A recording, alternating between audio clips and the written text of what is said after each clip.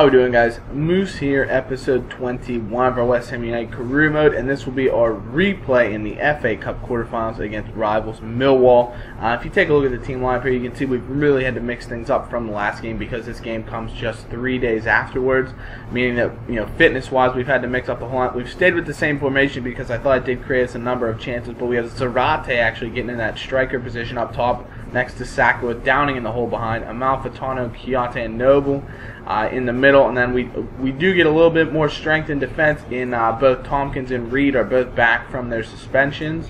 They had been suspended in consecutive games, Reed and Tompkins. So Tompkins is now back in the lineup, meaning we have our first choice center back pairing back in the lineup. So that's going to be huge for us in terms of limiting the chances that Millwall will get. Obviously, they did pick up 2 goals against us in the last game, so we don't want to be giving up a couple goals. But you can see our bench is a little bit, different. We have Carlton Cole on the bench, Reese Burke, Nolan, Carroll. A lot of strength on the bench, I would have to say, not a ton of pace. Just because of the fitness issues of certain players that we couldn't even put them on the bench.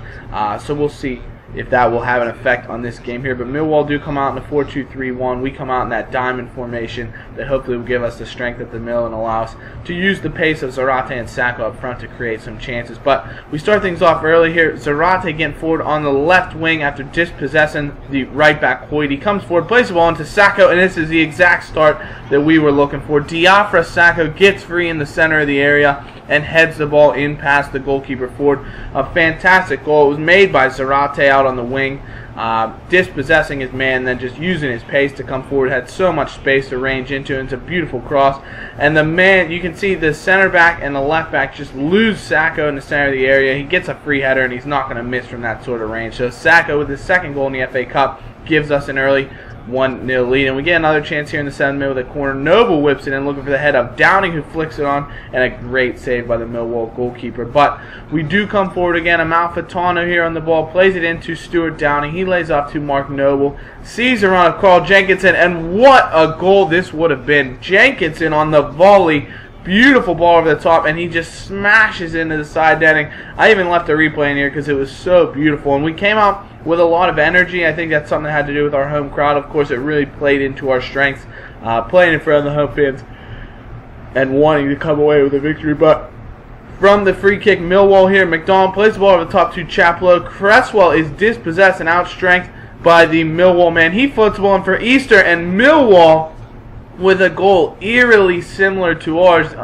Defender dispossessed, come forward on the wing, cross the ball in a simple header past the goalkeeper. Jermaine Easter does level things up for Millwall in the early going, but that seemed to only motivate us more and say we can't be conceding cheap goals of this nature, and we have to keep going. Chiate with a shot here from distance, but unable to do anything. But from there on, it was really a dominant performance from us, with Downing having to go from range, but a simple save for the Millwall goalkeeper again. But as you can see, we're just getting chance after chance. Not a ton for Millwall here. Martin dispossessed. Cresswell does really well to get on the ball. Zarate then dispossesses Beavers after Cresswell had poked the ball away to the center line.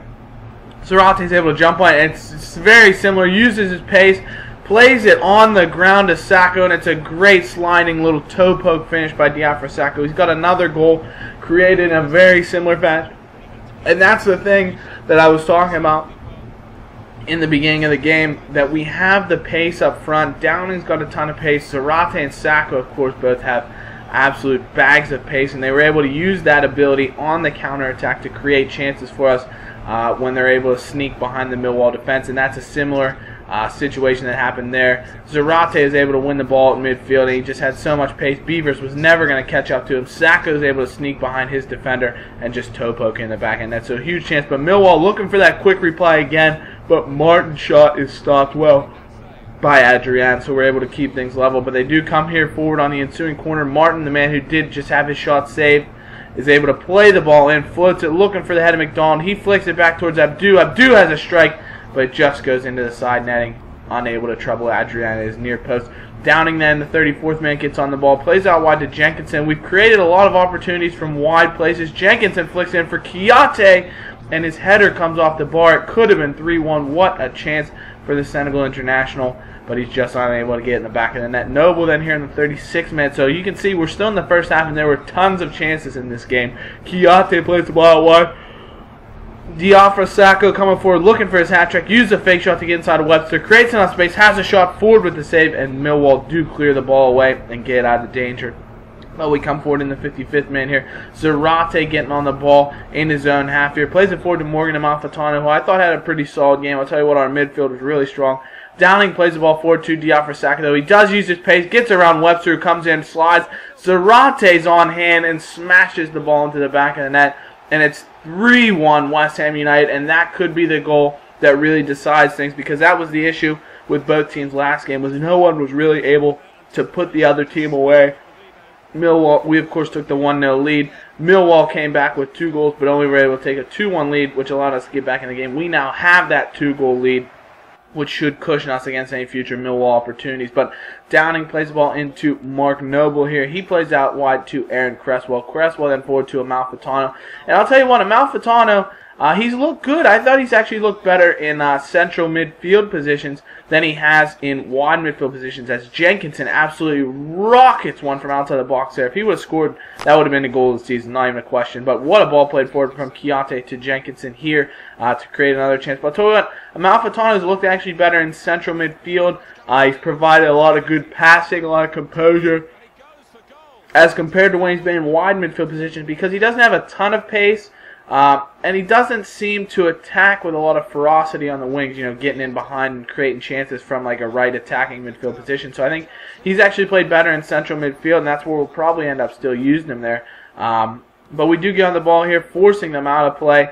And Millwall still trying to come forward and create something, but Jenkinson does well to dispossess his man. Carroll, who's come on as a substitute, plays the ball to Zarate. He floats it over the top, looking for Kevin Nolan, but it's too long. Finds its way to Jenkinson, who crosses the ball and looking for Zarate, gets a head on, beats the keeper, but it's just inches wide, and that would actually be the final chance of the game, as we do pick up a huge 3-1 victory at home. So the home field advantage really coming to our aid, with the supporters at the Bowl Inn really cheering us on to victory and giving us that strength to pick up the win over our rivals Millwall. So a huge 3-1 victory that will allow us to progress to the semifinals of the FA Cup, meaning that we are going to Wembley. So that's another fantastic piece of info that's going to happen here. And you can see it's a well-deserved victory. 11 shots on target to their 3. Mauro Zarate, of course, with 2 assists and a goal. So fantastic performance from Zarate to win man of the match. Great performance all around from him. And great performance all around from the team, really, as we pick up a 3-1 victory, meaning that we will be playing either Queen's Park Rangers, Swansea City, or Tottenham Hotspur at Wembley in the semifinals. So I hope you guys have enjoyed this episode. Really enjoyed beating Millwall, and we'll see you in the next one. Bye-bye.